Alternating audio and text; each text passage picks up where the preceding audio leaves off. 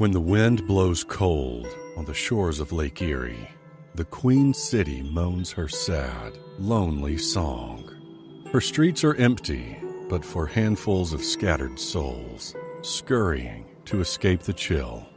Most are gathered at the warm watering holes that garnish every street corner, offering respite for the weary. The air hangs thick and is warmed by the hot takes that resound from the wooden walls. We find ourselves on the doorstep of such a place, with the champions of mediocrity about to set off on another long-winded journey. The windows are already beginning to fog with the balmy bloviations. As the door creaks open, a rush of warm air ushers the velvet voices of the 716 Sports Podcast. You know, I've never done a podcast before with like a live animal sitting on my lap. It really changes your perspective on like how important sports are. The answer is very important. And last Monday, I think we were all in a place where we couldn't get into a room together and talk about this Bills game and be civil. And I know that because we have a group chat and everyone was getting all pissy with each other the entire time, arguing about what is or what isn't important about the Bills game, what you are or are not allowed to take away from it, and what should or shouldn't be the next steps.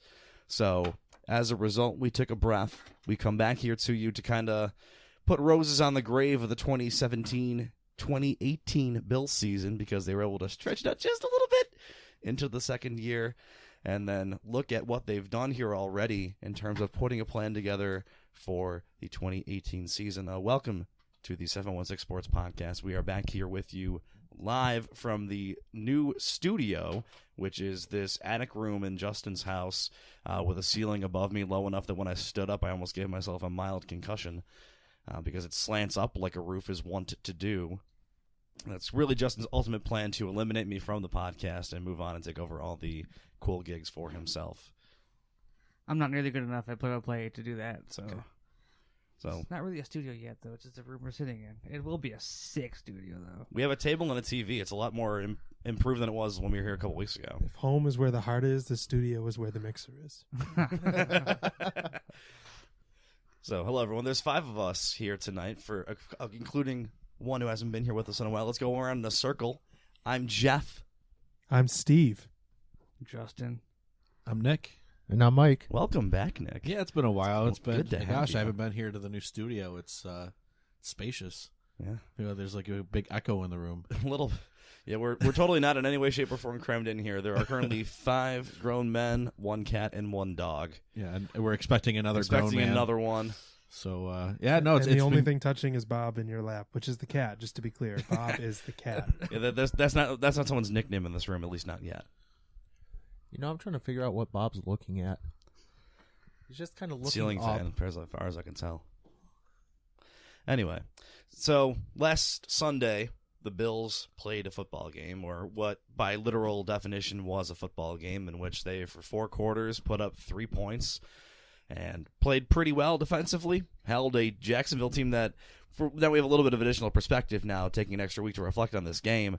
They went out, and the cat is now sniffing the microphone, so this might sound a little weird to everyone on the podcast feed. The Jacksonville team that went out and put up 45 points against Pittsburgh yesterday. 45 points, which you just do not do at Heinz Field. And I know we can talk a little bit, and I'm sure we will, about Blake Bortles' shortcomings in areas. The Jacksonville Jaguars became only the 2nd team in NFL history to win 2 games in a season at Heinz Field. The other one was the 2007 Jacksonville Jaguars, with what they did to that team earlier on this season, and now putting up 45 points and what looked a little bit closer on the scoreboard maybe than it was, especially in the first half, and that touchdown Pittsburgh got with 1 second left in the game. I think the frustrating part, and I know Steve will agree with me on this, is that game felt like it was there for taking for Buffalo, and the offense never took it at any point in that game. No, I'm glad Bill's not here to yell at me, but it's the 4th time Tyrod put up 3 points this year. It was the New England game. It was now the Jacksonville game, the Saints game. He only put up 3 points before he was pulled, and the touchdown was scored by the other guy.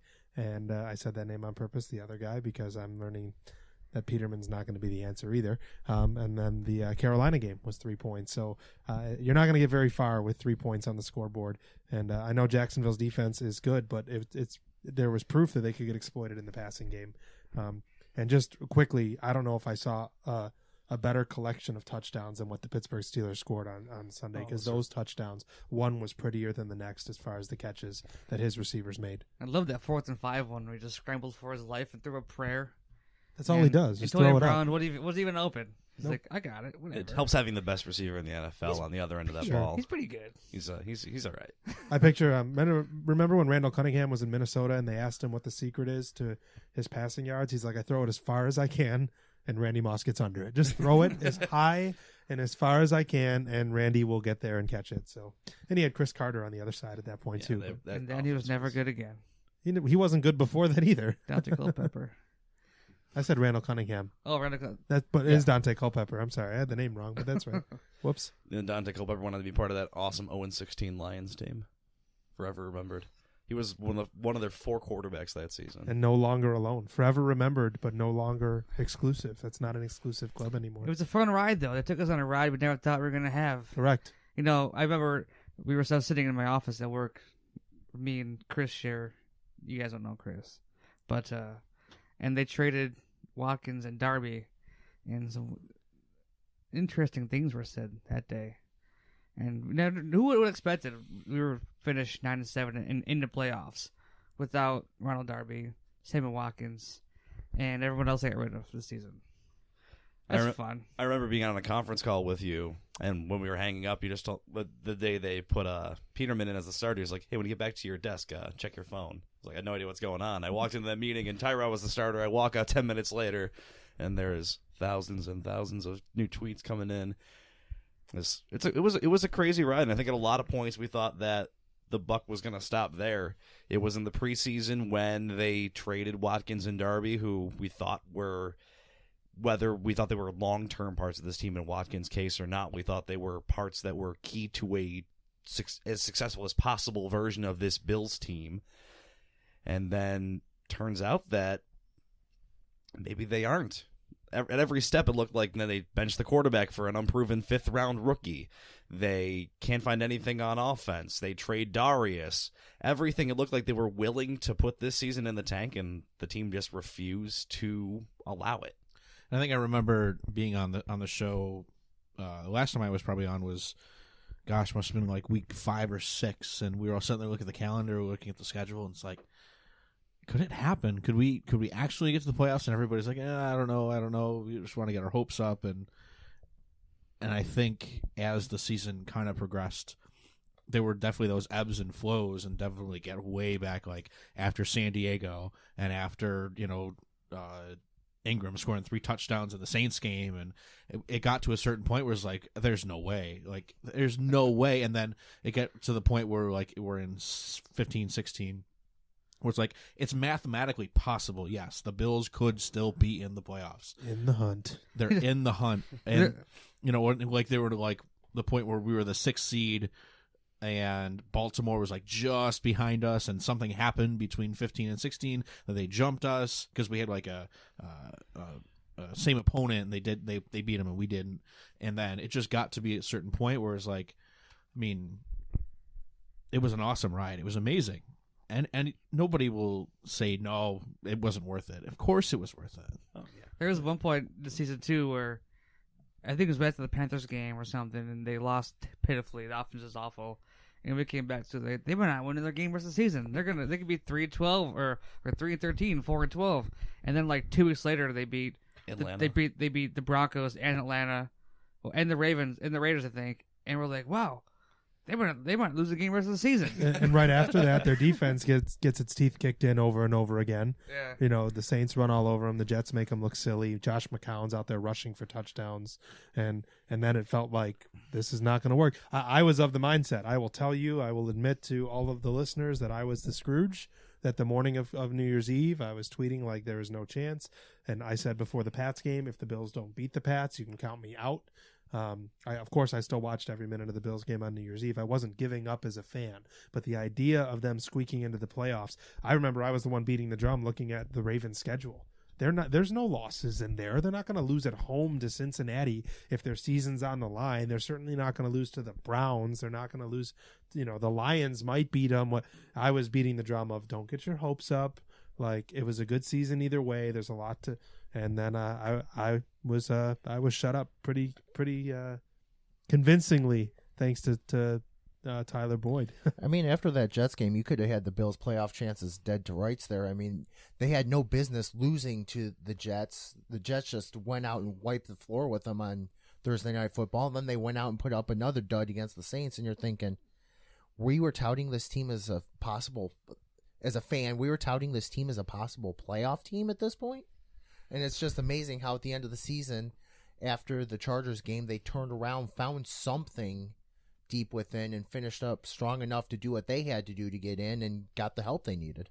And even that Week 17 game against the Dolphins, where he played against Cleo Lemon or Damon Heward, or with throwing touchdowns to O.J. McDuffie and Kareem Abdul-Jabbar. It's like, who the hell are we playing against these Dolphins players? It's Brian like, Greasy. Yes, exactly. There's so many players. Chris Chambers.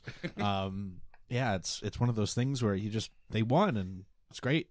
And the very end of that game, it picked up, and all the channels switched over to the Baltimore-Cincinnati game, and we all lost our shit.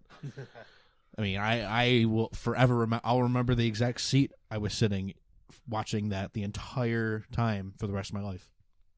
So, quick happy note pulse of the room. What was everyone's favorite moment of the Bills season? What's the high point for you? Not Tyler including Boyd? Tyler Not Boyd. including You Tyler can't include Boyd that, 'cause that's not- scoring the that's touchdown, not because fair. that's easy. Steve, I'm going to go first and steal it. Kyle Williams' touchdown. It was outstanding. I was almost more excited when Kyle Williams got to score that touchdown than when they made the playoffs, just because it kind of showed the pulse of the team, that this wasn't like a robotics kind of deal. Like, they, as a team, recognized what he meant to the city and what he meant to this franchise, and they threw him a bone. And it kind of brought a human side to a very process-oriented, I think Sean McDermott's a pretty great guy, but it's all about the rigid process and the routine, and they put Kyle Williams in at fullback, and they give him the ball, and he scores a touchdown, and I was elated for him. My high point is when they made the change to Peterman. And just hear me out, because we talked about Peterman this. was not the right guy to go to, right? But I was happy to see that the coach realized that there was an issue, and he made a change, and that was promising to me, just about the coach, and that was my high point in the season. Nick and or Mike? Trying to think. I mean, can I do moments? But it's all like tied into one. Yeah, I'm cool with that. I think all of the roster moves they made via trade were exactly what needed to be done. Like, they got rid of every player they needed to get rid of, and the idea of bringing in a guy like Kelvin Benjamin for a second-round pick. Kelvin Benjamin is, when healthy, is going to be, for the future of this team, is going to be really something else, I think. And you get rid of guys like Darius, who was even just looking back at what he's said over the last 2 days, he was a complete disaster for this team. Sammy Watkins, Ronald Darby, there's reasons why these guys weren't on the team, and we made it look like we gave away 3 first-round picks that over the course of the last 10 years, 8 years. There's a reason why we got rid of them, and I'm glad we got something for them, and we also got a playoff berth because we got rid of those guys.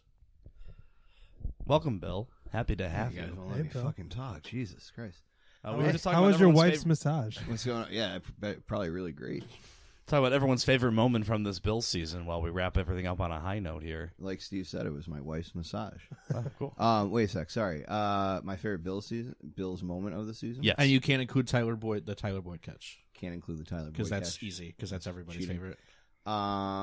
I would say it was the game that I went to. It was against the Bucks, where it looked like things were going to be heading into overtime or potentially a disaster, and they snatched victory from the jaws of at least looming defeat at a time that we thought that the Bucks were a pretty good team. I think it was week 7. I want to say. I think the Bucks were sitting around 4-2, and they seemed okay. People were thinking that they were going to beat the Patriots on that Thursday night game in week 5.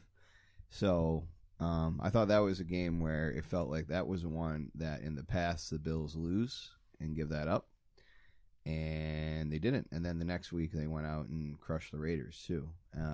Another team that was inflated from preseason, but I would say the combination of those two games that was a homestand that it got a little rough there after, but at the time being, those two games kind of pushed them to 5-2 and gave everybody some real hope. And ultimately, they were two vital games in protecting their home turf and ultimately getting a playoff spot. Jeff, you're not going to say the Bucs game, will you? No. The Bucs had us all fooled. The Bucs are actually never a good football team. They just create every year the illusion of being on the verge. They went to the Super Bowl at one time. Yeah, Remember that one time? 15 years ago. That was They're very bad. good. They're very good at eating W's, though. That was a bad game against the Raiders. Oof. Depends on which side you were on that day. I, an is true. 11-year-old Buccaneers fan, had a great day. It was an awful game. Rob Johnson won a Super Bowl, y'all. That's well, technically. Thank God. A lot of great classic football names on that list, from Shelton Quarles to Martin Gramatica. There were some monsters on that team too. That defense was It's amazing. not the Keyshawn. monsters. We just Absolutely we amazing. came up with Keyshawn. the Dolphins before Derek Bill Brooks. got here. Yeah, We dropped some good Dolphin names earlier. Yeah. they're the best. Yes, They're the goats. they are really All of them. all the quarterbacks. Mike, It's funny that you guys start going into the Dolphins. Mine is 2, and it's the second half of both Dolphins games this season, where they went into halftime leading with decent leads both games. In past years, these would have been games that they would have found a way to screw up and hand over to the Dolphins, but they managed to hang on at the end, both of them, even though things were getting a little too tight. And to me, that just kind of signals a culture change within the locker room. So something to look forward to next year too, is this team is not as mentally weak as teams in the past have been. So Bill mentioned the Raiders game, which I got to be at, which is awesome. My other favorite moment, just watching, and because of how different it was and the spectacle of it all, was that Indianapolis game. And it wasn't, your most well-scripted, cool, high-scoring, aired out football game, but something about watching that game where everyone had to try to punt sideways and no one could kick it, call a timeout to shovel out a spot for Vinatieri, and they got Trey White dancing in a snowstorm on a split screen, and then LaShawn McCoy getting that touchdown in overtime. That one felt special. It was at that point I figured that the chances were completely dead, even though they had the harder look of it to make the playoffs. yeah, that was definitely the kind of game that Trey White comes out and really makes a name for himself because of the dancing and all that. But he was great all season, and he's finally getting noticed. And it's like we're thinking like Ronald Darby, who at that Except point not even nominated for Rookie of the Year, which is a for no- travesty. He had to have been above Christian McCaffrey at a minimum. Like, there were some really good names on Yeah. there. Like, Marshawn Lattimore was absolutely fantastic. Both the Kamara and Hunt were great. But I don't know how Trey White is above Hunt Christian disappeared. McCaffrey. Hunt disappered from week 7 to 13. Hunt went a long Trey is stretch. 2 or 3 Yeah. in the NFL, I think, pretty easily. It's Yeah, him I or couldn't Lattimore. understand it. Yeah, and Lattimore played in less games, was more effective in those games. But if you're taking a total score, like PFF actually had Trey White as the highest Rookie rated of the year. rookie cornerback. So Highest, He was the highest rated rookie. first-round rookie, period. Period. the rookie period. Yeah. Yeah. So I mean, above like those guys, and we know how good Hunt and Kamara and those guys were. So. But you know what? That's okay because that's a chip on his shoulder. He'll come back next year, prove everybody wrong. And maybe the most individual important play was the overturned 2-point conversion in that Colts game, where, again, you want to talk about feeling like you're never catching the breaks. Right. Bills caught a massive break on that play where I'm not really sure what the refs saw. They saw it. I'm not arguing. But the end result was, and then going to overtime. So Yeah. Similarly, another big play this season, that fumble or lack thereof of Matt Ryan that gets returned for a touchdown, where those are the calls the Bills never get. Buffalo sports teams don't get beneficial calls. We don't get good bounces. Those things don't happen for the Bills. Was that Trey White too? I think it was. Because your I Bucks believe your it Bucks was. fumble was Trey White. Yep. And now you're talking about the Trey White play in the returning Falcons the game, I don't know, it just seems like good things follow him, and I'll take it. There was a big Trey White play in more than half of their wins that you can pick out Kansas by City key literally moment in the game. he ended the game in Kansas City. Had that pick to seal the game against Miami. Had a pick against Denver, a big pick against Denver, if I remember right. I was at the game. Yeah, he was all over the field in so many different games, and such an impact player, and immediately stepping into the number one cornerback role on this team where, hey, they needed it. A lot of people thought that this could have been a really poor secondary, and those guys came together. Poyer and Hyde too. I mean, just Be remiss to not mention Gaines, who went 8-3 when he was in the starting lineup. Out there. I mean, those four really did a nice job, and really were the strength of a defense that traditionally has been in recent years, as far as units go, definitely stronger on the line, and they stepped up when the line kind of dropped off a little bit. The Legion of whom? I still think they need a little bit more depth in that secondary. You mentioned those top four, and I think those guys are great. I don't know how I feel about Leonard Johnson being a long-term solution as a slot cornerback in a slot receiver's world. And you look at some of these teams that have that defensive backfield depth. You play five back there. 1 to 4, Buffalo was strong. Obviously, it was a drop off at 5, but yeah, they did a nice job this year. So if you guys want to shift focus a little bit, over the weekend came out that not only do we have a lot of things to look forward to next season in terms of personnel, rookies coming up, I think a lot of us got our wish in terms of coaching. Rick Dennison fired, Brian Daboll in as offensive coordinator of the Bills here for 2018. For those of you who watched the national championship game, you saw his work in the second half with a freshman quarterback who had never played a snap of D1 football, comes in at halftime, rolls him out a playbook, and wins the national championship game. So I'll speak for myself. I know he has some, and we'll talk about his previous NFL experience. I am excited about this hire. Yeah, so Brian Daboll comes in. He has not been super successful in terms of total yards and total offense in what he did in his previous stops in the NFL with Cleveland and Kansas City. And Miami, but you see his 1 year under Nick Saban, and before that, multiple years under Bill Belichick, who undisputably are the two best at their chosen professions at their level of competition.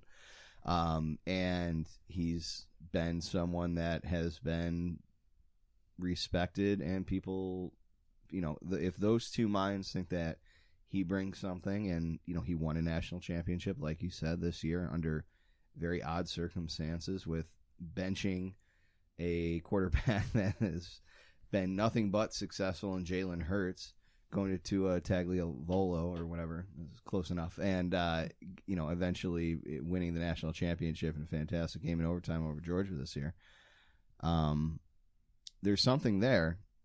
There is success with offensive coordinators. The last 3 of them that Nick Saban's produced, and Lane Kiffin, Steve Sarkisian, and now Brian Daboll, they're all in higher positions than they were as offensive coordinators. So we'll see what they say. Scott Chandler likes him. So, I mean, what kind of – that has to be, that has to be for something. Yeah, pass it to Chandler. He loves it. So, I'm willing to give him a chance because I think that who he was in 2009 is not who he is in 2018. I believe 5 rings in the NFL, just in various capacities.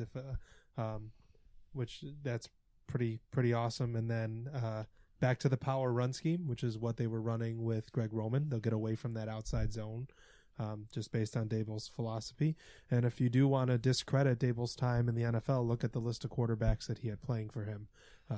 Derek Anderson, Seneca Wallace. It's bad. Like it's you want the rest of them? Yeah, please do, good. Nick. Go for it. Brady Quinn, Colt McCoy, Jake Delhomme, Matt Moore, Chad Henne, Brady Quinn again, Matt Castle.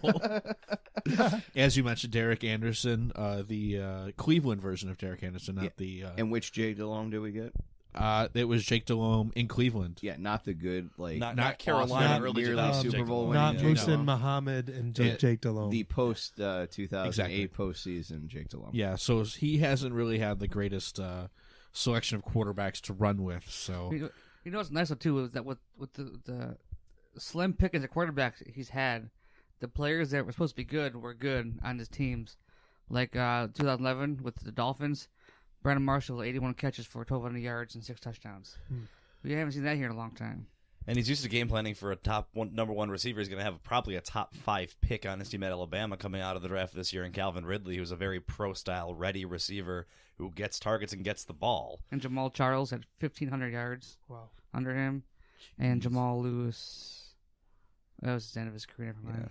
He was still Was that Cleveland Jamal then, Lewis? Yeah, but he had the Peyton Hill this year. So the one good Peyton Hill this year. Yeah. He got covered Peyton Hill by covered, covered, man. Right. All by himself. Right. It's refreshing to me that the fans see an issue, and it was pretty glaring. And rather than towing the company line of it's only been a year and things are going to change and we're going to revisit, it was like, no, this didn't work. And I feel like there's not a pride thing there. Like McDermott didn't stick with his decision to start Peterman. He was willing to swallow his pride and say, I think that might have been a mistake. We realized that wasn't the best option. Likewise, we hired Rick Dennison. I don't think Dennison was ever his guy anyway. No, it was definitely McCoy would have been this guy, but there wasn't this degree of like towing the company line. That's our guy. He's only had a year. Give it some time. Things take time to develop. Nope, didn't work, and we're going to make a change. And go on. How long has it been since the Bills have had a coach that's been willing to shake things up in any way? I mean, okay, you had Orton in for E.J. Manuel back, 2014? Rex fired Roman. Yeah, I mean, Anthony Lynn produced a pretty good running attack. I would say in terms of what I think people are trying to get to on offense that are more of the anti-Taylor crowd, I think you're trying to get back to more like a Chan Gailey style offense, or in terms of production. Yeah, spread it out and run that's it. That's what I'm in been for. early part of the decade. So we're about a half dozen seasons now removed from that. I think that I will forever defend the first half of E.J. Manuel's first game ever against the Patriots, opener of week 1, 2013, where Marone and Hackett were using pace, and they were kind of using some RPO ideas, and then just kind of got spooked, and we never really saw that again. Not that E.J. Manuel would be the type of quarterback that should be running that, but that was it. I mean, since then, it has been super vanilla, super bland, outside of really, I think last year was pretty dynamic once Anthony Lynn took over. Of course, Rex firing him after the defense gave up 30-something points to the Jets. But it was that's really been it. We're not a house of offensive innovation in Buffalo, that's for sure. I'm amazed at how many people use the narrative of let's blame the defense for everything when the offense had its shortcomings that game. Yeah. You still have to look at the time of possession that game. That most of the scores were coming quick hit. I mean, Yeah, the I hate defense scoring. wasn't, but Scoring's stupid. I don't know. Whatever. Let's not rehash week 2 against the Jets in 2016. But We spent a lot of time doing that when we watched the game together and all to bash our head into a wall. that was not fun. But yeah, no. I'm ready for something different, and I think that Daboll can deliver that. And I think he's willing to try some new stuff. That's where I am at this. Just try something different. So, do you think he's wanting to try that with Tyrod Taylor, or are we looking forward? That's the ultimate question right now. Taylor could be the ultimate chip. I think he could be a guy that you could trade at the draft to a higher, like I was talking about, why not maybe Denver? to Denver at 4, Taylor one of the first round picks and another, maybe one of your other second rounders or something, and you can move up to 4 and still keep that first round pick. I think Taylor offers you a lot of flexibility if you have decided after some internal evaluation, that he's not the guy, but he's going to be on a very affordable contract, relatively speaking, for the quarterback position. And there's a lot of offenses that I think would be willing to take a chance on him because they think that they could make it work with him. I think this regime has already moved on from him. If they were willing to bench him halfway through the season for Peterman, which was not a good decision, we all know that, with the amount of other options out there, be it the draft or free agency or even trading. Not that I'm rooting for this. I just think that's just they've kind of made their decision. When you bench a guy in the middle of the year, when you're in a playoff position, they were willing to move on from him halfway through the year at that point. Why wouldn't they move on from him now? Right. You get what I'm saying. Yeah, So that's not an anti-Tyrod rant. I've had plenty of those. That's just it smells like they're done with him. Certainly nothing's out of the question, especially with the new OC coming in who wants to see what the best option is for his system. But I agree that if Tyrod's on this team past the first week of the offseason, I don't think he gets traded. He's owed a $6 million roster bonus day 3 of the league year, and I have a hard time believing that they're going to want to pay him $6 million if he's not going to be on the team in any capacity. That's a pretty steep hit to take just to try to pursue Denver or whatever team drafting ahead of you in the top 15 of that draft is maybe willing to let you take their spot. I think if Tyrod's here by draft time, he's going to be, whether he's a starter or not, ultimately week 1, depends on who they get maybe. But I think he's either gone right away or he's here for next season. You know Andy Reid. You know who? I just gave him my fucking answer. You know Andy Reid. You know Tyra made the attractor to is Andy Reid, Tara Reid. who it's a very fast-paced offense. And when Michael Vick got out of jail, went to Philadelphia and just ripped it up with Andy Reid for a few years. They reborn Michael Vick, and he would fit well with Tyreek Hill and Kareem Hunt and the rest of that offense. But Mahomes looks I think Yeah, they'll they go have Patrick Mahomes. Mahomes looks Huh? legit. I think they'll go Mahomes. Hey, well, I mean, if they want to group him for a little longer, he's a project guy, you know, and they want to get rid of Alex Smith. This kind of makes sense. And if Tyrod goes anywhere, I think the Chiefs would like him probably. Andy Reid would like him, I think. I mean, there's a lot of places he could go. Like, if you look at, I mean, pie in the sky, you do something like our 2 firsts and Tyrod for the Giants. Could be. They're done with Eli, I think. I think after so. that Oh, whole they're fiasco definitely Yeah, done. but that they happened might with like it. Webb enough to not feel like that's like a quarterback top 5. If they can get some value for that pick, they might be willing to move down. Yeah, I don't know what Gettleman wants to do there, but Yeah, there's a lot of, and it also depends on. It looks like Pat Shermer is going to move in there. The rumor is that him and Case Keenum may be a package deal. So if you get Pat Shermer, you're bringing in Case Keenum, but would Case Keenum now leave? A fascinating situation in Minnesota because they could have all 3 quarterbacks not on the roster next year. Hypothetically, you assume they'll keep one, but between Bradford, Bridgewater, and Keenum, they could all be scattered to the wind next season. I think the only reason you keep Keenum is that Bradford and Bridgewater have both been broken. Sure, yes, And that- literally like- broken in half. Yes. and rebuilt. Teddy Bridgewater's Teddy literally Bridgewater might never exploded. play Yeah. again, and Yeah. I'm glad he did. Right. No, I hear what you're saying. I remember but- asking Matthew Collar. I said, "What's the deal with Bridgewater?" This was like 6 months ago before the season. He's like, "The talk around here is that he may never suit up again." Right, and then So I'm grateful. I week love 10 Teddy. or I whatever. love Yeah. Teddy. No, he was awesome at Louisville, and it was great to see him back. Yeah, I mean, this is as fascinating a quarterback carousel as we have seen in many years, and the Bills have to hitch a ride on it for this season and hopefully for multiple seasons in the future.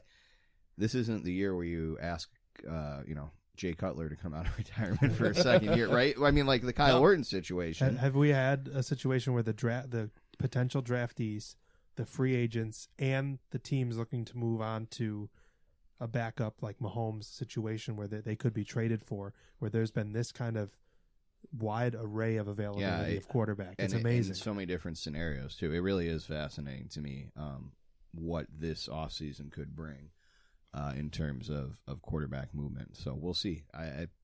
Who knows? To say who the starting quarterback will be for the Bills week 1, 2018, it's folly. There's no way you can possibly know.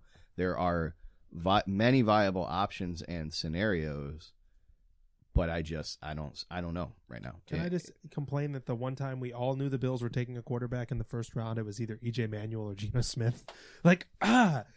Everyone and their brother knew the Bills were taking a quarterback, and they trade down to 18 and take EJ Manuel. Why couldn't it be a draft like this where they own like a top 8 pick and can get Rosen or Darnold or Mayfield or whomever? Like that ended up being the draft when the Bills said, "Yep, we're taking a quarterback in the first round." Some of us know somebody who'd be okay with EJ Manuel still being here, but we will not go that deep into conversation. That's another story for another night. Let's go to the film. Yeah.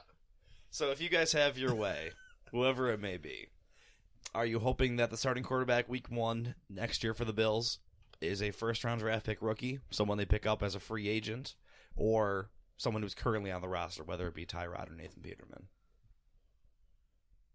not all at once now, guys. Kind of in a weird spot to where, like, if it is a rookie quarterback, if they go to the playoffs, they have that feasibility, they have that wiggle room to go take a step back. They take a step forward, and now the rules allow them to take a step back to groom a rookie quarterback, or do they bring in someone like Alex Smith, who he's won a trade, and make more playoff runs and groom a first rounder under him for a year or two? But I think the most likely thing you're going to see is Alex Smith come in here, and Rosen or Darnold are going to sit underneath him for a year or so. I'm all about the free agent route or trading even for that matter, but I'm mostly for the free agent route. Like, I know Kirk Cousins is going to be expensive and people don't love him. Here's why I like that route, and it's not even so much about Kirk Cousins. If they go get him and sign him to a 5-year deal, they do not need a first-round quarterback, which means that draft currency doesn't need to get packaged and traded. Instead, at 21, you're taking a DT, or you're all of a sudden finding the depth at the secondary. You're finding a right-side offensive lineman. You're finding a defensive tackle, and you're not mortgaging all 3 of those positions into a quarterback that you hope will work out. If they get Kirk Cousins, you know exactly what you're getting. 4,000 yards. Not saying he's great. I'm not going to put him in the top echelon. You know what you're getting, and then all of a sudden you get to draft positions that are much less likely to be a bust. Does that make sense? Like, that's where my head's at. I mean, other than the Patriots, we have teams in the playoffs left now with the final 4 teams that didn't go and sell the farm and have one of those ultimate top 3 quarterbacks. I mean, obviously Brady is one of the greatest, not the greatest quarterback of all time, but you've got Blake Bortles, who everyone thought was going to get benched early in the season. You have Watch your mouth. Blake Bortles is... I'm a Blake Bortles fantasy owner. Blake Bortles is undefeated in 192 countries, okay? He's Blaine Gabbert 2.0. Like, literally, Blaine Gabbert 2.0. He's a fatter, balder Blaine Gabbert. Yes. So you have Bortles, then you have Case Keenum, who last year was a third-string quarterback on a 4-12 football team.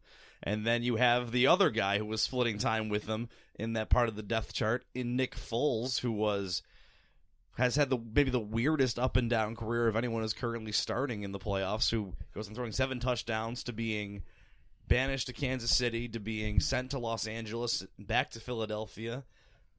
And now he's 1 start away maybe from playing in a Super Bowl. These are not guys that you would have looked at them in the top season. Like, would anyone put any of these guys in your top 10 or top 15 NFL starting quarterbacks? Here's why I'm okay with maybe going Alex Smith for a year, but still drafting a quarterback. Have you seen the Bills' schedule for 2018? It is fierce. Their road games, besides the division games, Texans, who will have Deshaun Watson back, the Ravens, who will be out for blood, although we can argue about how actually good they are. Joe Flacco. Colts, who, if they have Andrew Luck, are a completely different franchise. Packers, who we know are a completely different franchise when Aaron Rodgers is healthy. And the Vikings, who are probably going to go win the NFC this coming weekend.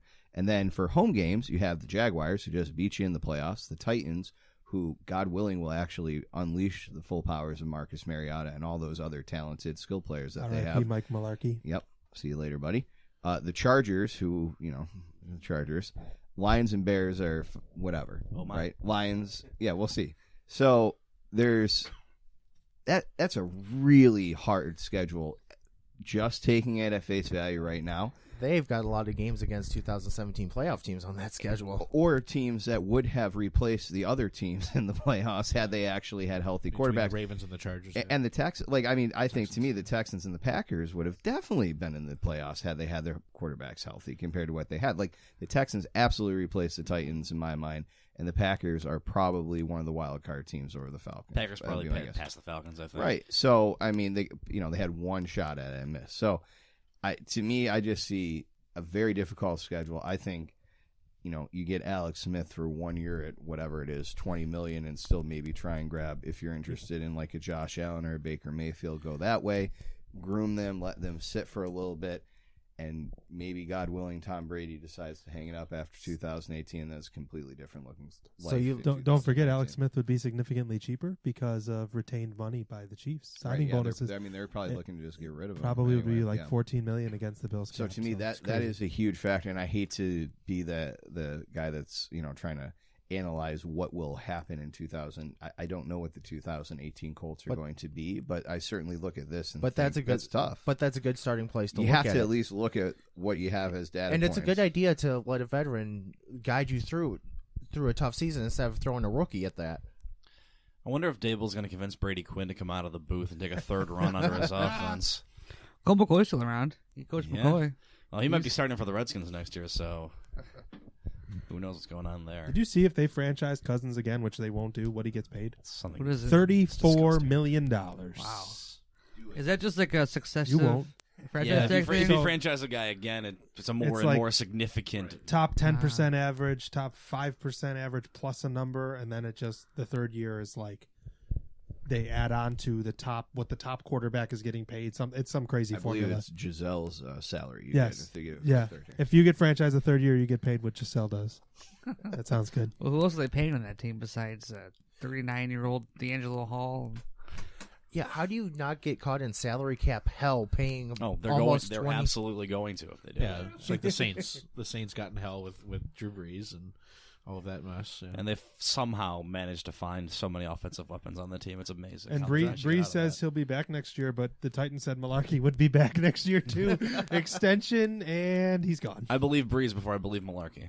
Yeah, for sure. Well, I've heard that they mutually parted ways. Right. He knew he was going to Right. get fired at week 15. Yeah. He just backed his way into the playoffs. It's and- always interesting when a coach's coaching career lies on one decision or one game's result. And I actually applaud the Titans for not falling into that trap because they should have not won that game in Kansas City. It was a 1 in 30 shot or whatever it was that they had after halftime to come back like that for the Chiefs to completely forget that they have Kareem Hunt. And, credit to them, but their quarterback completed a touchdown pass to himself to win the game in part. So kudos to them for recognizing that the team that lost by 21 to the Patriots is probably the more true representation of who they are right now as a franchise rather than that miracle win against Kansas City. And if you listen to the reports that came out about that Kansas City game, it was basically at halftime. They told Marcus Mariota just, fuck it, do whatever you want to do with the offense. Which is what they should be doing the whole time. Right. But as soon as Malarkey was out of mind-blowing the to steps me. of it became Yes. successful. Clearly, I'm not a Marcus Mariota keeper owner in fantasy, but my God, that guy is really good. Like, I remember him in Oregon. He was awesome, and they've just shackled him. And it's him and Derrick Henry and then Corey Davis. Like, ride those guys. They are all very, very good. But enough Titans talk. Yeah, so you mentioned quarterbacks, free agent quarterbacks. So we talked about Kirk Cousins. Obviously, he's probably the prime, the jewel of the class outside of Drew Brees, who is gonna be back. Yeah. Obviously, with Breeze New is back, Orleans. the Saints are retired. I don't see any way around that. The rest of these guys are bad. The bad guys. Real bad. I was going by salary, 2017 average. Sam Bradford, okay. Cutler, Josh McCown, Drew Stanton, Chad Henne, Ryan Fitzpatrick, Derek Anderson, Mark Sanchez, Case Keenum, not bad. Matt Moore, Scott Tolzien, Teddy Bridgewater, Geno Smith, Kellen Clemens, Chase Daniel, Joe Webb, Josh Johnson, Blaine Gabbert, Austin Davis, E.G. Manuel. We could bring back E.J. Manuel, guy. We sure And just like a could. bunch of trash after that, like as if the. What about 20 Colin games. Kaepernick? Is he trash too? He's not a free agent. Isn't he not a free Not agent? according to this list. Well, if you're going by 2017 salary, he didn't yes, have one. he's not a 2017 Sport Track free agent, and he will never get signed by the Buffalo Bills because He's going to be in the XFL. we are in Buffalo. Justin and I had a long talk about available XFL free agent quarterbacks on our drive back from Pittsburgh Is yesterday. Tommy Maddox available? I just want to see Rod Smart come out of retirement, at least to coach a team if he can't play. I took Jimmy Garoppolo off that list because I know he's going to get re-signed by San Yeah, and a Francisco. couple names you mentioned, like Garoppolo For is definitely $40 not million. leaving San Francisco. Breeze is not leaving New Orleans. Keenum's probably going with Shermer wherever Shermer's going. Sounds like Arizona, maybe Indianapolis or Tennessee. Bridgewater's probably going to stay in Minnesota. Bridgewater will You'd maybe think. stay in Minnesota if he's healthy. Yeah. He or Bradford will definitely be there, if not both of them. So free agents is really like that's a really outside of Cousins. It's a really dry lake. It seems. I mean, if you're Jimmy Garoppolo, you're really gonna sit there and just let the Niners make you an offer, or are you gonna test the market? And if I'm the Bills, I'm doing the biggest fuck you in the world, and I'm putting all my chips in Jimmy Garoppolo. I think the Niners might lay How awesome would that real be? gold bars at his feet. Yeah, John to Lynch is stay. going to walk into Jimmy But still, Garoppolo's office with a sack of money and is like, But here, if continue winning football. If you're Jimmy Garoppolo and you spent all those years behind Tom Brady, do you want to take the most money you can get in San Francisco, or go to the right situation somewhere else, or take less money and be successful and good? I'm not convinced there's a better situation he could take as a free agent quarterback than a team that's got a lot of money, a lot of young, good young, good players, and tons of high draft picks that he clearly connected with Goodwin and those guys.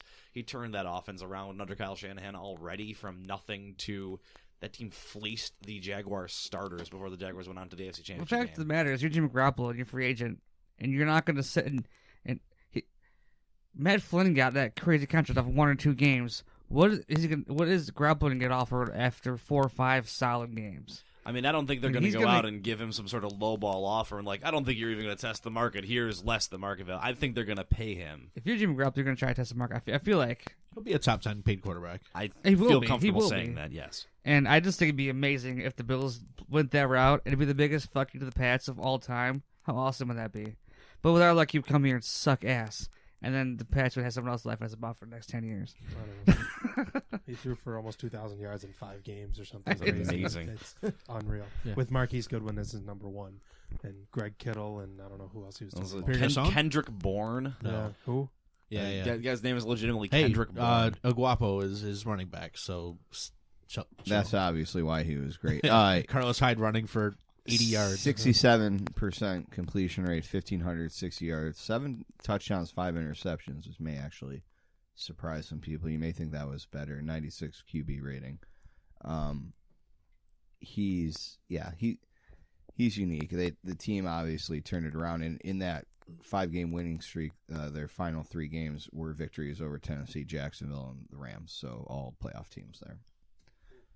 2 of them, which actually sort of cared. Yeah, the Rams didn't. The Rams didn't kinda- put their starters out, but Yeah. Tennessee and Jacksonville. I mean, Jaguars were playing their starters, even though they had won the division. Tennessee was in the midst of trying not to collapse like a dying star. So, yeah, I mean, impressive victories all the way around. I don't see any way that they let him leave there. I think that if you're very pleased with who your coach is there as well. I think. They can find a good number 1 wide receiver to go with Goodwin and whoever Don't else forget on that the they had outside. Pierre Garçon, who's hurt. So that's I guess if I was I just think viewing that would be Garrison fine. was like a 1B, then a true and that's 1. fine. I mean, he was really good in Washington for a couple of years as the 1A, but I between him and this resurgence for Goodwin, I mean, I think they're going to be fine. Matt Beretta's fine if Carlos Hyde breaks down too. I think the 49ers are in a pretty good shape. It'll be a fascinating division out in the NFC West next year. So, moving on from the quarterback talk, just overall, is there any other positions of need right now that you would like to see the Bills go after? Say they don't go after a quarterback. Right tackle. Which, Right side of the offensive line. Which tackle is very weak this year in the draft class, and we'll get into it a little bit more as the draft carries on. But, I don't know if you can necessarily find a right tackle if it's a right fit at that 21, 22. This is hypothetical if they stay there. I guess my thing would be I'd like to just see him get, first of all, the linebacking situation kind of settled, figure out what your scheme is, and just go get the best linebacker available. I don't really care at this point, even by position. Just go get the best player to me at this point. And then, you're right, though, Mike. It is the offensive line. It does feel like they, especially on that right side, they have to do something to shore it up. Well, you almost have to do something at almost every position. I mean, look You at Wood can and make an Incognito. argument, You've yeah. got age working Yeah. against them. Mm-hmm. No, you're right. And wide out tends to be very deep. You could probably find another one. Of course, we find out Zay Jones is playing almost the whole year with torn labrum this season, which may have at least contributed partially to his Droppitis. very, very poor rookie campaign. A healthy Zay Jones and a healthy Kelvin Benjamin And a healthy Jordan Matthews. and Maybe. it maybe Charles Clay. feels like things could work out there, but I don't know if you want to take the risk or not in that. How important is it to preserve the defense? Here's what I don't know. Is this an instance of a scheme allowing these guys who are not well known and who have, were cast-offs. Jordan Poyer was a cast-off Right, no, in you're this right. league. Mhm. Is it the scheme that they can go and find another cast-off who would fit in this scheme? Is it just that the coaching and McDermott and Leslie Frazier have it in such a way it's almost, forgive the word, Patriots-esque? You No. can yell at me, but No, it's like that, systemic, right? is it a system that, Mhm. or is it really important that they re-sign E.J. Gaines and Preston Brown? Preston Brown led the NFL in tackles, did he not? 154? I think he was third, but yeah, I mean, Like, right there in so terms of is this an instance of plug and play? They just need bodies? Because Cappy came in and is making plays at the end of the year. Is this a plug and play where they just need bodies, or is it really important for them to preserve the defense personnel-wise with E.J. Gaines and Preston Brown? I don't know the answer to that. We might find out, right? well, yeah, we're gonna find out one way or the other. But yeah, no, Preston Brown had a really nice year, but that was it when it came to the linebacking core. And you don't know if you're going to retain him because he's at the end of his 4-year deal and he's going to command a lot of money. So, like you said, do you go out and try and find that replacement? Because if anything, they do need that middle linebacker to be an important position. You look at like a Luke Kuechly in Carolina, and now you look at what Preston Brown sort of did this year. I'm not comparing him to Luke Kuechly, but he was a very strong player, and he did win, or not this year, but he's been a contributor throughout his years in Buffalo. So that'll be an interesting decision. If Kyle Williams retires, and which is widely thought of, and you already got rid of Darius, you have to look at defensive tackle or some other positions as well. I think that those first and second levels of the defense really do need to be addressed if they're going to continue this. You can sell out against Blake Bortles and Barry Leonard Fournette all you want. That's not going to work against most teams in terms of defensive scheming. They need pass rush. Yeah. They need pass rush from the front four, for sure. They signed Jimmy Garoppolo, trade up and draft Raekwon Jones. Right? There you go. I'm done now. No, that's fine. That's Justin's college He's review right only there. with taking the Raekwon. microphone to say the words Jimmy Garoppolo. Your boy, handsome Jimmy G. Jimmy G. Yeah. So, hey, it was a fun year.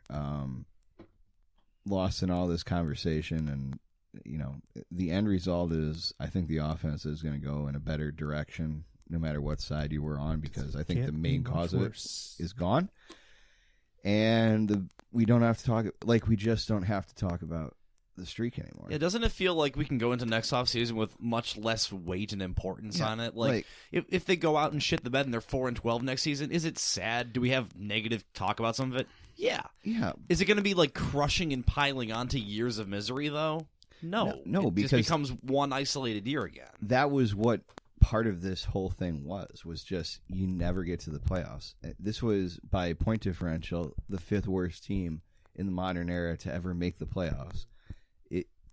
I don't think this was like a great team, but this is for our generation that has barely any memories or no memories of the Super Bowl years.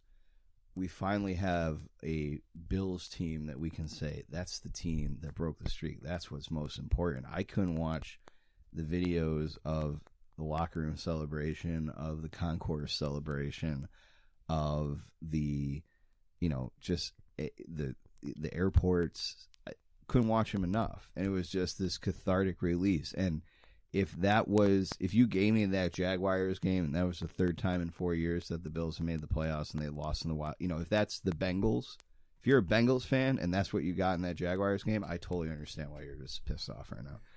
But it wasn't. If you're the and Bengals, you re-signed the coach that did that too. Right, exactly. Continuity. But that wasn't the case, and I think that's what a lot of the national media was missing. They're like, well, the Bills have no chance, and maybe they never had a chance against any of those teams. I don't know. It seemed like they were pretty damn close. They gave us, and it was just fun to root for a game in January that actually had meaning and mattered for the first time in this essentially this millennium outside 5 days from the start of the millennium. I mean, there's a long time to go. So it was a lot of fun. I don't know what you all did.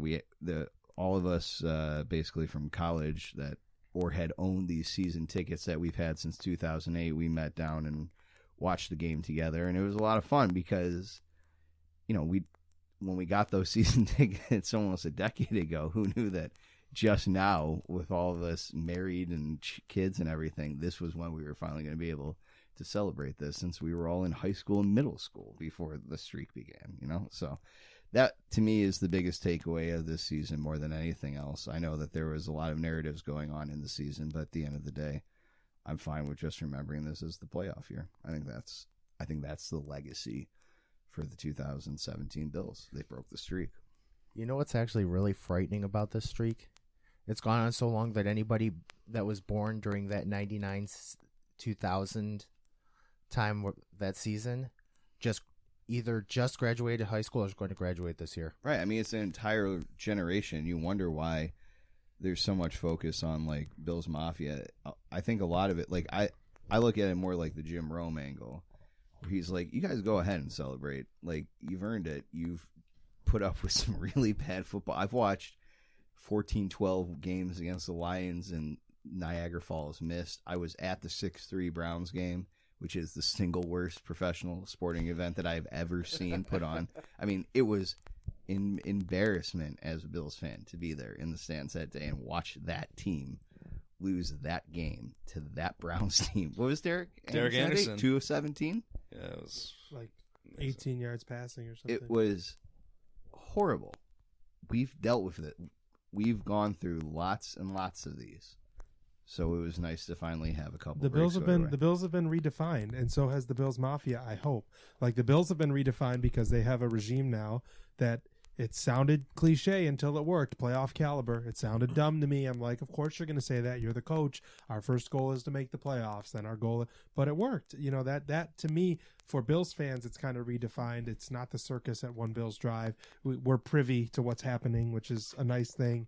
But then also, my hope is that Bills Mafia has been redefined by $250,000 going to charity. They get such the rap from Barstool and stuff of being the flaming tables and jumping. That's fine, and that is a part of who they are. That is part of what defines you. Tim you Graham said that was what Jacksonville the burgeoning Jacksonville sports media was talking about on Monday, was how their parking lots were left littered on Monday morning, and I'm sorry to hear that happened, but it's a complicated thing, and I think that there's many dimensions, and you focus on which one fits your narrative, and you have to take all of them into account. And I'm okay with it. I'm the guy who got yelled at by people for saying that instead of telling people that they shouldn't have sex in the parking lot, I would just walk the other way.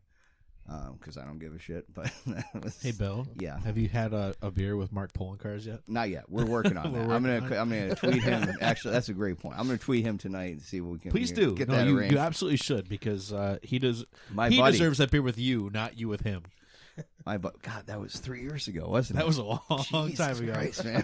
That was like the most viral we've ever been. Look at my second month on the podcast that happened. That was fun. It was really set the bar Justin high. And I were We've just consistently testing. gone under it. Yeah, we've never even come close to that since. But it was good to peak. Justin and I were just texting all day, every day for like 2 days. Like, holy crap, this is a thing. And yeah, I got yelled at on one of my favorite websites. It was cool, man. Shout out to that weird Buffalo guy at Stadium Journey who really decides that he's the boss of all things Buffalo. So I need a beer with you just to talk about this, because I don't know the story. Oh, yeah, and no, I'm yes. intrigued. Right. Some people might not know about. We might have new listeners. Yeah, I guess this was late 2014, I think, into 2015, where I wrote an article called it was just called An Open Letter to Mark Poloncarz, and it was at a time when the Bills Mafia thing was really taking place. I believe there was an incident where a couple was caught or videotaped having sex in the parking lot or something like that. If you know it better than I do, I don't even remember the context. I think this incident had something to do with some sort of exchange for the Kiko Alonso jersey. And was it that year? Oral sex? I think it was that in the back seat of a car, and it was videotaped from afar. Not like obviously things were not really professionally lit or anything. No, yes, it was not. It was there not wasn't that like way. any boom chick about. Nobody, as far as we know, had a superfluous X in their name, first or last. And it was this thing where I just wrote this letter. Like, my belief has always been, I don't really care if I want to take my now 6-year-old, but I believe at the time 3 or 4-year-old, whatever it was, 3-year-old, to the stadium, and he has questions. I would just answer them truthfully, and just say, these people are doing silly things or whatever. I don't want you to do them. So we just pulled up the numbers. We got roughly 44,000 page views from this one article. I have it open. I found it. And so there's this. It was everywhere. And there's this guy who there's a duo from Buffalo that have been to every professional sports arena in North America. I know one of them well. And probably the one that yelled at me. The one that was the beat writer for the World Junior? Yes. Yeah. He did not agree with me. And he went on a pretty well-known website called Stadium Journey and basically called me an idiot. And then, so that was cool. I got in an argument with a Buffalo Junior Sabres coach on Twitter about it because I guess my philosophy is don't shield your kids and just be honest with them, which is whatever, I guess. Apparently not very popular. But I got interviewed by, at the Time Warner Cable News. Yeah, it was a thing for a couple days, and it got a lot of views in all the Facebook groups and everything like that. So, yeah, that was what year? When was that? That was 2002. So it was 2015 going into 2016. So, yeah, that was fun. And I talked to Mark Polencars on Twitter. We went back and forth a couple times, and we agreed to get a beer together. And we've never consummated the relationship, but someday we will. So That's yeah, an appropriate term as I'm reading the article. Yeah, That's I know, perfect. right? Yeah. So that was a thing. And it's all been uphill from there, but we're trying. It's that and Justin's video of throwing the Bills flag. Yeah, that's right. 2 high points of my now 2.5 years. And the here with you funniest guys. thing about that that letter that I wrote to Polencars was I think I wrote that in like the span of like it was a half hour. Like I was just sitting on the couch. Were you sober too? If I had 2 beers, if that. I mean, no, it was completely sober. It was my journalism degree in action. Good to use that. Brush that off on occasion. And yeah, it was funny. Well, I mean, it was just one of those things. Yeah. And then yeah, your flag ceremony at the end of that was at the beginning Week of last 1. season, right? Yeah, I was on the edge for that. That had about I ended up with like 700,000 views. It's not bragging about me. Humble brag. Yeah, it's okay, guys. It went up by 1 because I have it on my phone right now. Cha-ching. We're bringing Steve on board to the 716 Sports podcast history. Are there any other big moments I'm missing that we want to remind all the new viewers about here? No, absolutely not. But it's just nicer. Cole is back, and so is 716 Sports Podcast. The 2 industries that are bouncing back strong. Bitcoin. And it's great Bitcoin. now to have Steve and Bitcoin. And yeah, so Steve, you're on a legacy podcast. Yeah, I'm excited. And it's so funny because those aren't podcasts; those are videos and articles. And we do this. Yeah, and the we love you all podcast for is really listening just to a it. weird collection and amalgamation of things that we all do, kind of together, sometimes alone, and sometimes we talk about. Yeah, it was just them. Mike and Justin talking to computer, and then a few of us. But the ways we've all like been brought in is completely weird. Yeah, it's like a secret social club where someone brings the first person in and they know someone else who becomes the next person in. So it started out me and Mike. Why not?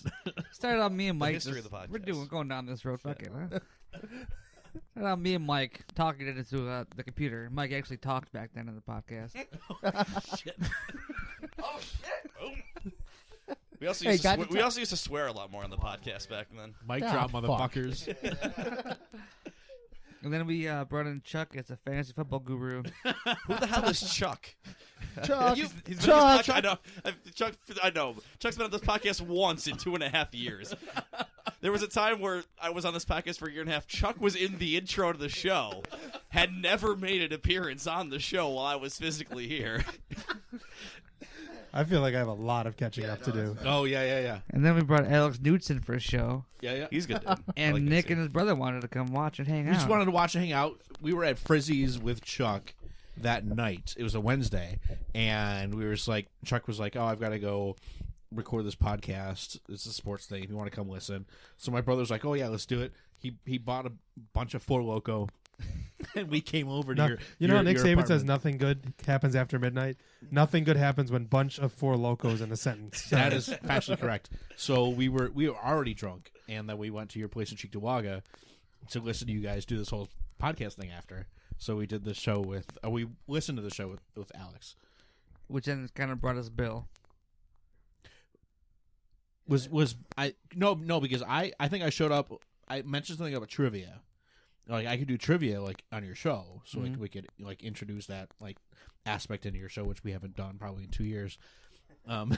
So then I think we brought Bill in. I think Chuck maybe brought Bill in. Yeah. Well, the whole circle kind of came in. Right. So then what happened after that was that you guys are going to do 716 basketball. And so I put a Facebook post on my page. I put up a post about needing the color guy. And I shared it. You shared it. And Jeff was like, "Oh yeah, like I'll be down for it. I'll like do it." Like it was like in one day. Yeah, well, didn't they like contact you guys to do play-by-play for it like Thursday, and the game was Saturday, and like Friday got home from work like, well, shit, I actually don't know anything about basketball. How the hell am I going to do this? Pretty much, yeah. And I didn't even see Nick's post. Like I was sitting at home, like not paying attention in my room. I was like, you know basketball, right? I was like, I don't know, kinda. It's like, I don't know. Nick posted something on Facebook. He's looking for a guy to call basketball tomorrow. I was like, all right. I played sure, what the NBA hell? Jam Tournament Edition. So we walked in. I never met Bill or Justin before. We walked into the Flickinger Center, shook some hands, sat down at a table, and called semi-pro basketball that day. And now we're calling 2.5 professional years ago. sports. And now we call professional sports. Which is And now we crazy. got Steve. How did Steve get? I don't even know how Steve got here. I just like Steve Twitter takes. I want him to come on the show. Justin found me on Twitter and a I- while ago asked me to write occasionally, which I was terrible at. But I did a story on Leonard. And, You were good at writing.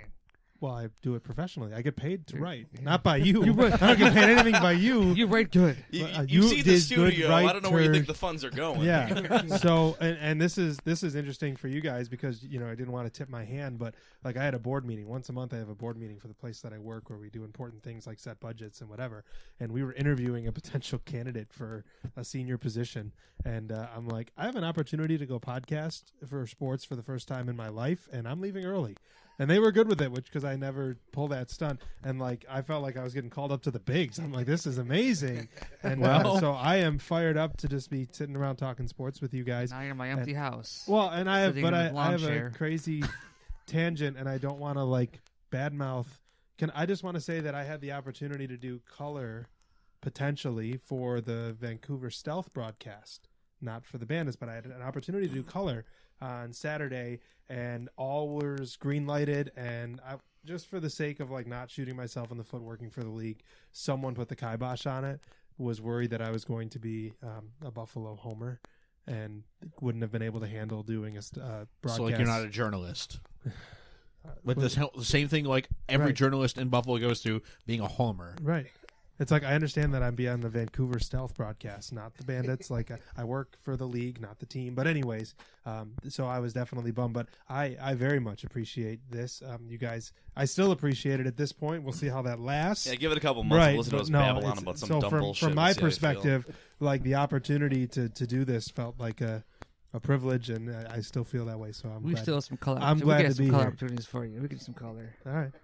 We do some stuff. Yeah. And now I love you, the it. listener, are caught up on how the six of us ended up sitting in Yeah, Justin's Steve- attic. Steve came out. I really liked a lot of Steve Twitter takes, and I was like, I always wanted him on the show. And then one day I wanted to fight with Bill real bad about Tyrod Taylor. I was like, Steve's gonna help. I, I'm said, gonna get Steve out I came in with a repertoire. I said that. Yeah, we But, definitely need. But hey, Bill and I get along really No, well. we I do. think. But And that we first bounce show, off like, each other well. We definitely there was some tension in the You room. I sit, felt sit like two guys in a room who have never had more than 2 words with each other, Yeah.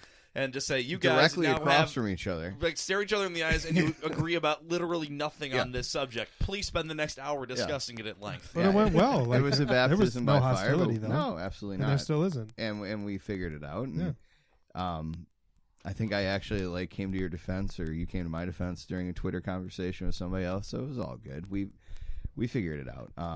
But yeah, I do remember that you just wanted balance against me. Justin's like, I really want someone to disagree with Bill, and none of us have a strong enough opinion that's different of Bill. No. I'm gonna bring someone else in who disagrees. He went with to the Bill. bullpen comes and the he ringer. brought in some fire. I Yeah, don't know what and to it tell you. worked. It's fine. Going for the lefty out of the pen. Yeah. So that's how much of an asshole I am. So you need to bring in other And I was people. like shocked that you guys invited me back. Hey, you want to No, come back? we were I'm like, good. Hey, It was all good. Sure.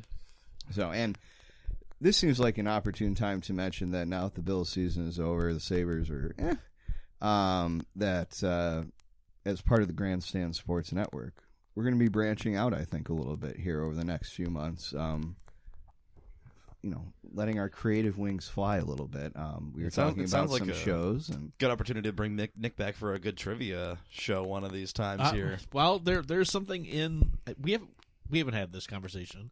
I've had this conversation with Justin and Bill a little bit on we're planting seeds for trivia podcasts. yeah, cool. Of various genres and everything. So that's to come hopefully in the next month or so. But yeah, there's definitely opportunities for lots of fun sports trivia. Yeah, and not only just that, but we talked about some other opportunities to just do like one-off shows, like maybe a WrestleMania preview. Maybe we do some FC Buffalo stuff. Maybe we focus exclusively on the NFL draft or the NHL draft or anything like that. So A lot of good Bandit stuff coming up. absolutely, I had a wonderful time in Bandit Land on Saturday night. Took the oldest and his Too. It was friend your first over. game in a while, right? To go to a Bandits game. Yeah, man. I How think much it's been fun 2 is or that 3 compared years. to going to a Oh, Sabres it's game? It so doesn't even much feel like the better. same building. It's so much better, and this is with all due respect because there's some diehard Bandits fans.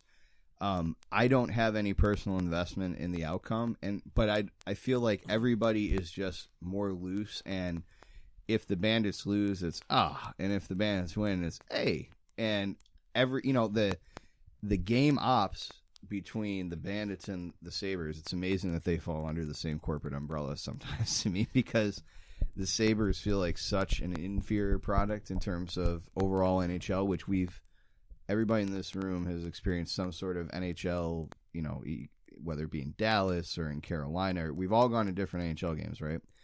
And you just see like how much fun and how much of a good time everybody was having at the Bandits game. It was great. My son was upset that they lost, but he got a flag, he got a foam finger, he was happy with it.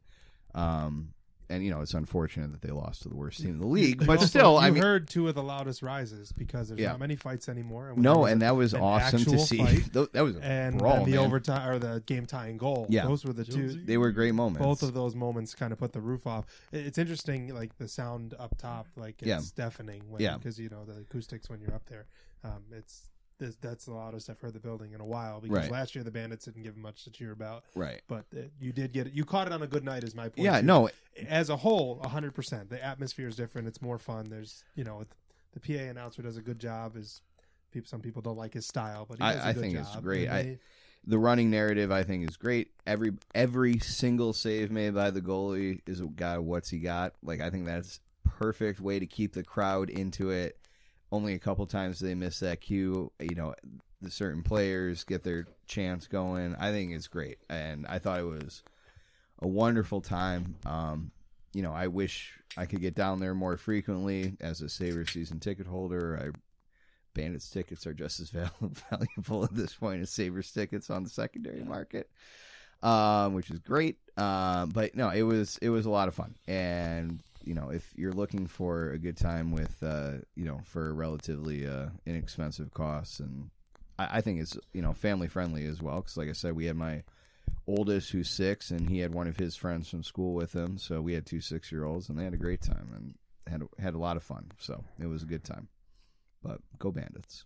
So you're saying it's more accessible for fans than the Buffalo Sabres? Well, it's funny you say that because I took my 3.5-year-old on Thursday to the Sabres game, and she had a great time too. But she's just, I think, more excited to be way up past her bedtime, and like every shift, she just thought Jack Eichel was, playing a 60-minute game out there, which we had to explain that he's not out there all the time.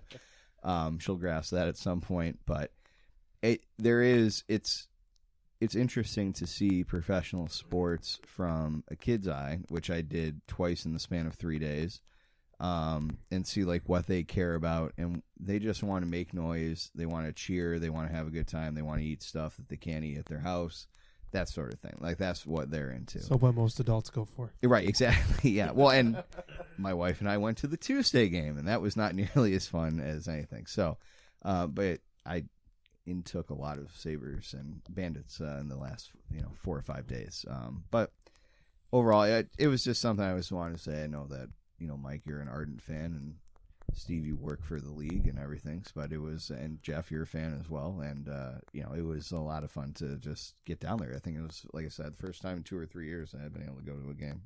So, go Bandits! So Justin and Jeff, there's another professional team that is based out of Buffalo that works in a league. Why don't you tell us a little about what you guys do with them recently? So Justin and I woke up yesterday early to rent a car and sit in close proximity to each other for 3 hours both ways to go call the Buttes game in Pittsburgh, which was exciting. A little bit of an in and out one-day chance to do it, but the league did a neutral site. They did their All-Star game there last season, and they decided to bring it back this season. Well, they're moving the All-Star game to Minnesota, but they wanted to bring back a neutral site game because of how well attended it was. It was packed yesterday, and that was while there was a Steelers game going on, which was impressive to me. I didn't think they would sell, and even if they did sell, I didn't think they would be as attended as it was.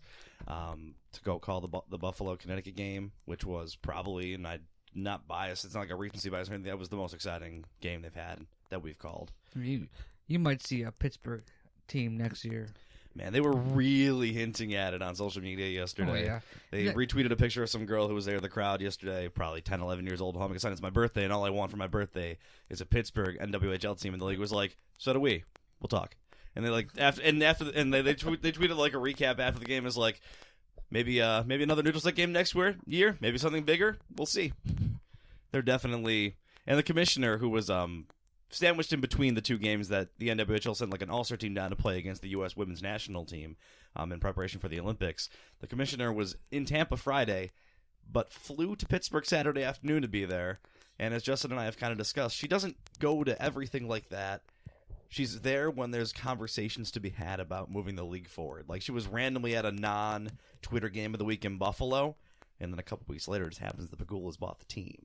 Like, if she's there yesterday, maybe it's not happening next season, but she's there yesterday because she's talking to people about making things happen for the league. It's not weird that she's there, but it's weird that she's there from Tampa the night and then prior. flew back to Tampa because they had another game today. Yeah. Can I ask an ignorant question? I know the name Megan Bozak. What's going on with her? I saw you guys tweeting about her. She was cut from the U.S. women's national team as one of the late cuts, which was surprising because she was a member of the last couple teams. She signed to play in Ontario in the CWHL, which is a similar Canadian league, a little bit She was longer a beaut. tenured. She's an She played all-star for Buffalo. defenseman in NWHL. Was a beaut last 2 seasons.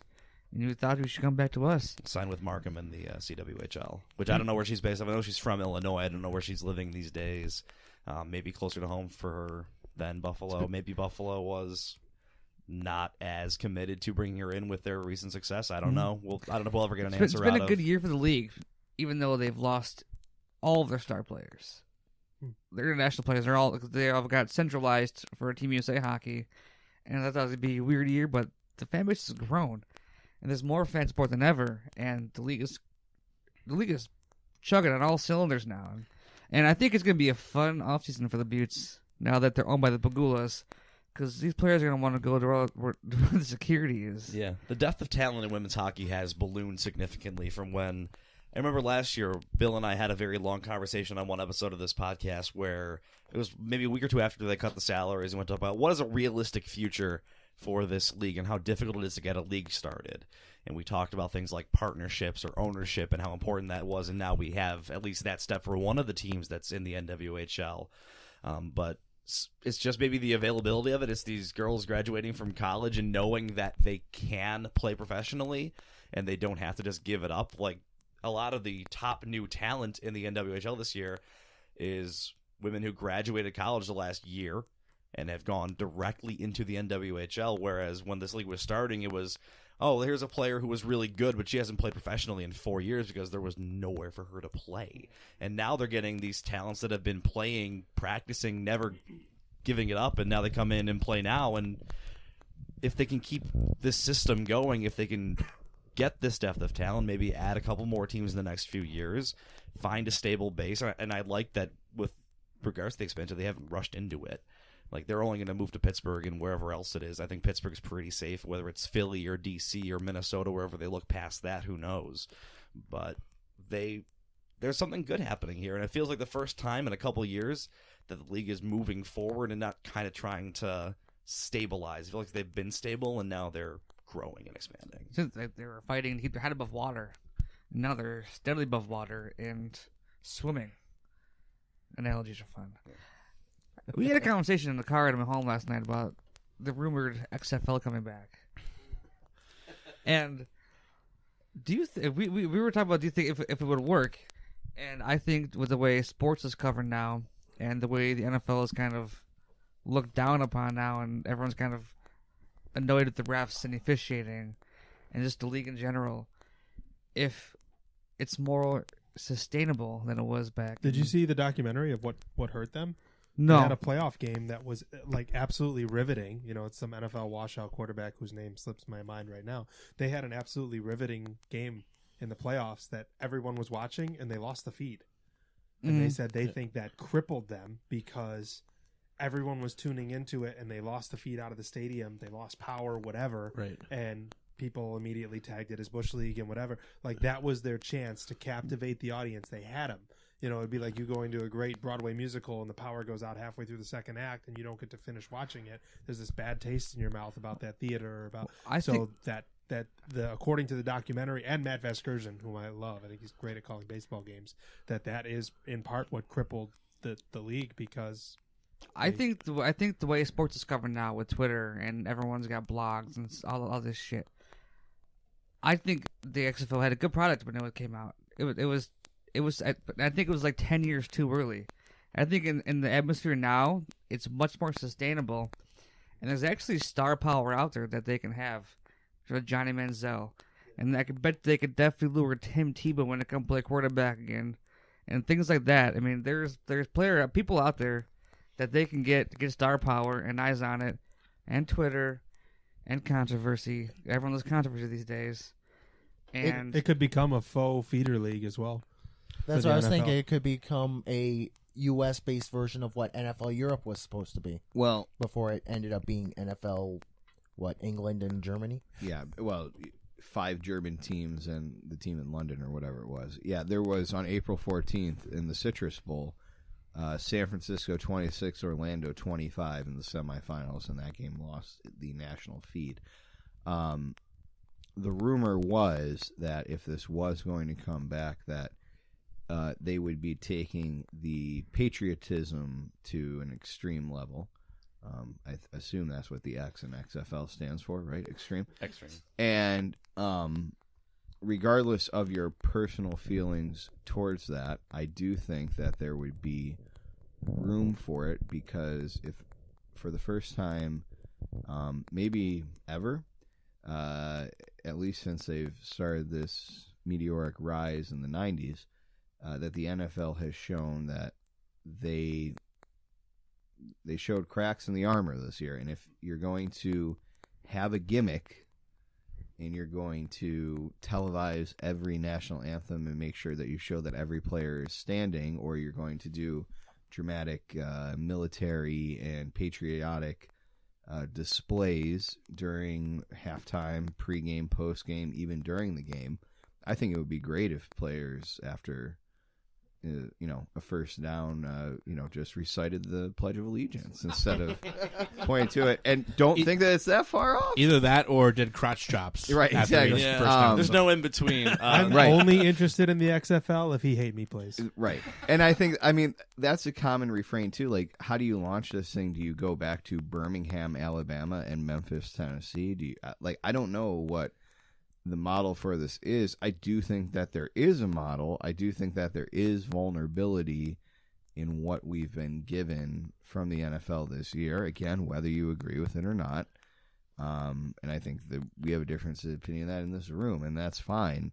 I do think that there is, from a business standpoint, a niche that could be filled with a 4 or 6 team league that is focused in, maybe you focus in on like, the 4 to 8 best markets for WWE, and they decide to put where are they constantly grossing, and do you really go all in and try and incorporate the wrestling aspect of things more as well, which they really avoided that one year that they were around in 2001. There were some things that they definitely did. I mean, Jesse Ventura was calling yeah. football, but other than that, there were storylines. But you can't put cameras in the cheerleaders' locker rooms in 2018. Like that's not feasible. In You the can't do current that in environment 2001 either. Well, they just did it anyway. Yeah. Right.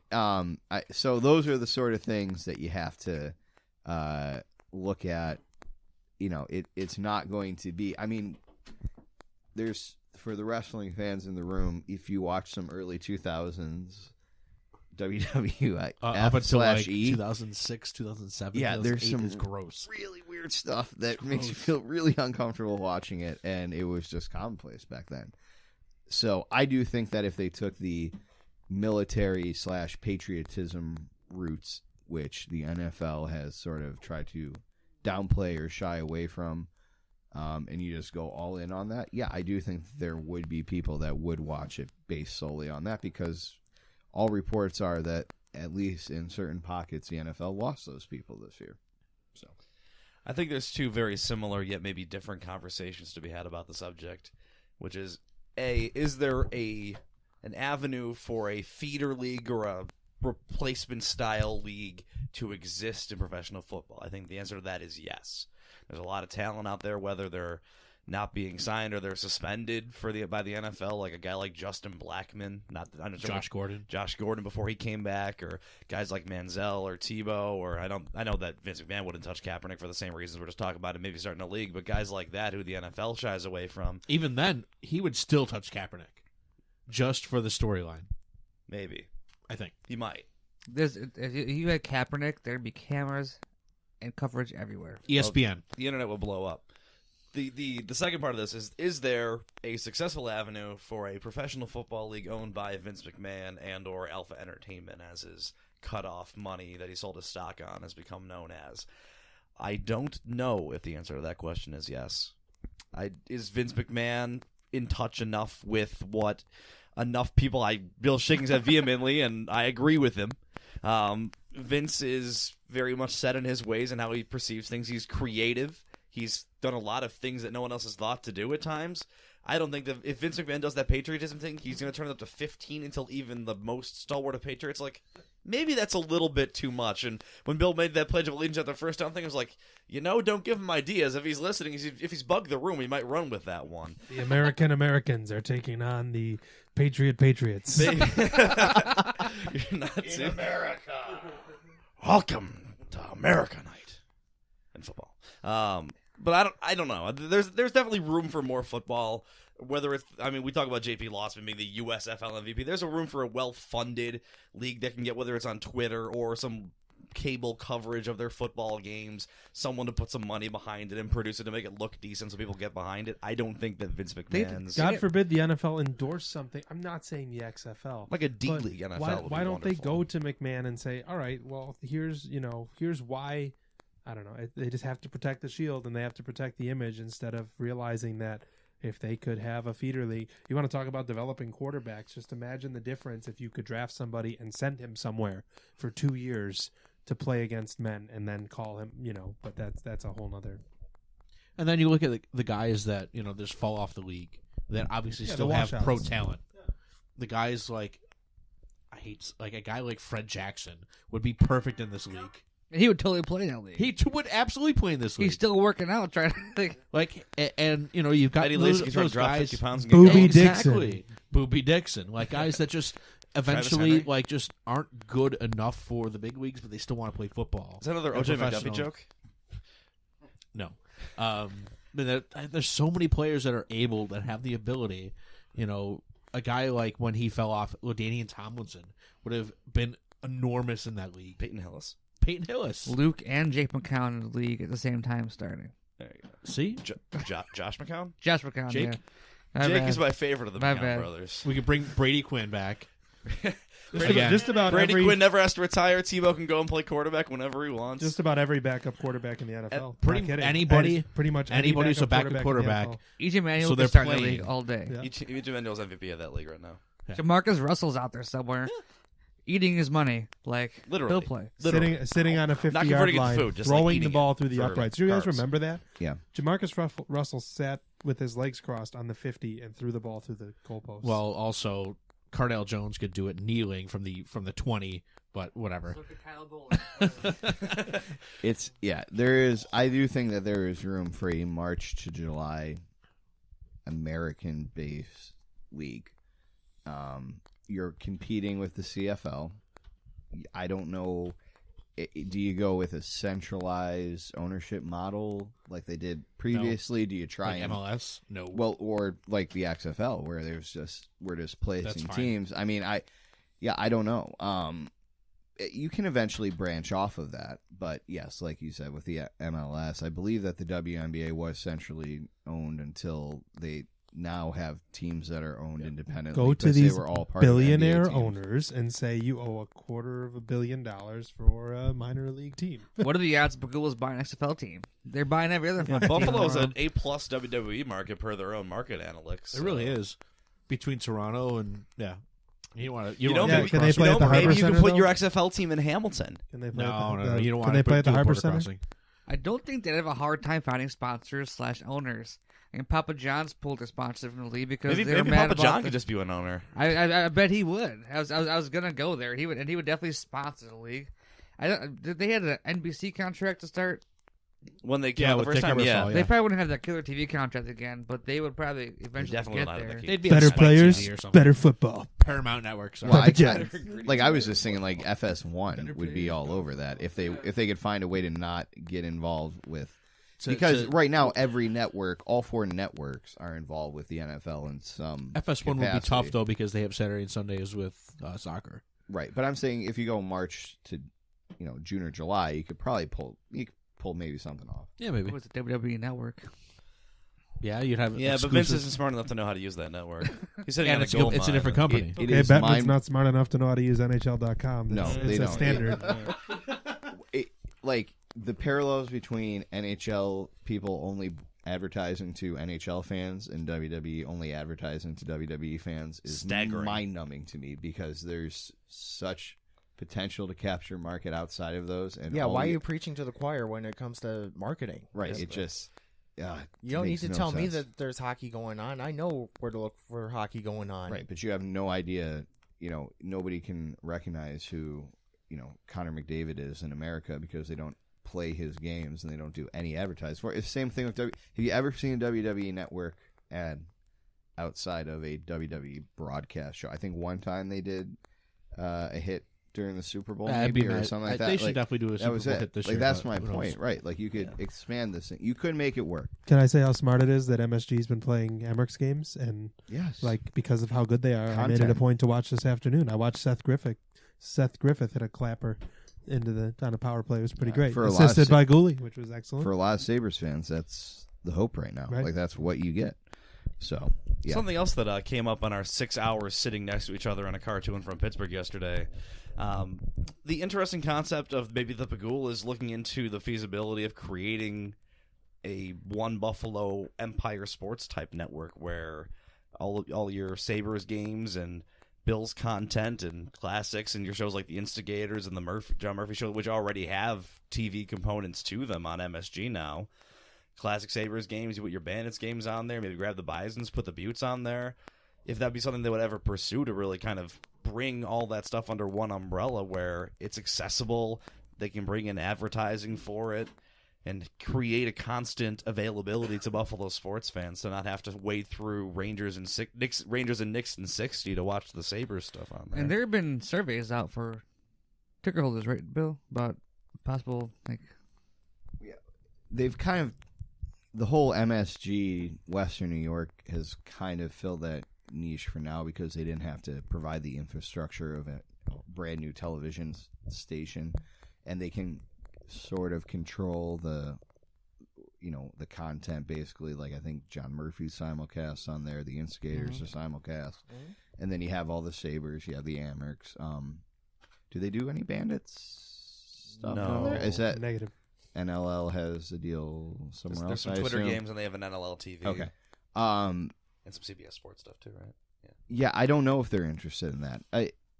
If they would be, I would think that when they eventually move Pagula Sports and Entertainment to that building right next to the High Fab building gets renovated, and where the Labatt part is, if they built a 2-story television studio on some of the floors up there, it wouldn't shock me. But I don't think that that's ultimately part of their plan. I think they're content with the MSG Western New York for at least the time being, or else they wouldn't have entered into that relationship.